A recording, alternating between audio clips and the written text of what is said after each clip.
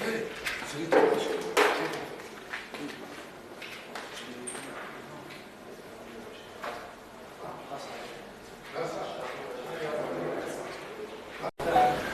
عليكم يونس بن ساسي.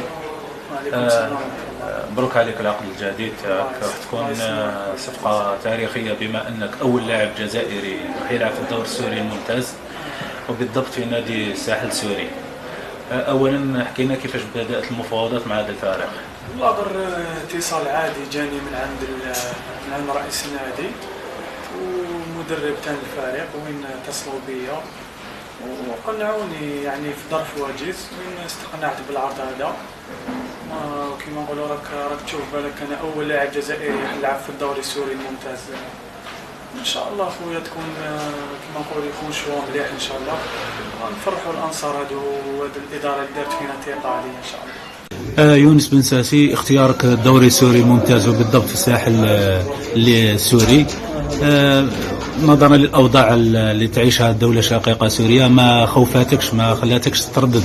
ما خوفتنيش باسكو نقول لك على انا سقسيت مليح، وعندي ثاني صحابي تنلعبوا معايا من قبل راهم نشطوا في الدوري السوري، سقسيتهم ثاني الاوضاع راهي مليحه تحسنت بالك عندها دونك واحد 3 4 هكاك الاوضاع راهي مليحه وان شاء الله خويا احنا نتمنوا لهم الخير لهذا البلد الشقيق سوريا وان شاء الله كما يقولوا يستقروا ويكون الامان في بلادهم ان شاء الله. الخصوص سيفيري وين سبق لي وين احترفت في نادي الصقور ليغ في الدوري الممتاز، وين ماشي كيف كاين ديفيرونس بين لافريك ولازي، وين ان شاء الله راح نتاقلم، انا راح ندير اللي عليا، راح نبذل المجهودات باذن الله، راح ندير الماكسيموم ان شاء الله سواء في ريكيبيراسيون ولا في لي زونطرينمون مع ليكيب ان شاء الله باش نقدم موسم مليح ونتأقلم في أسرع وقت بإذن الله.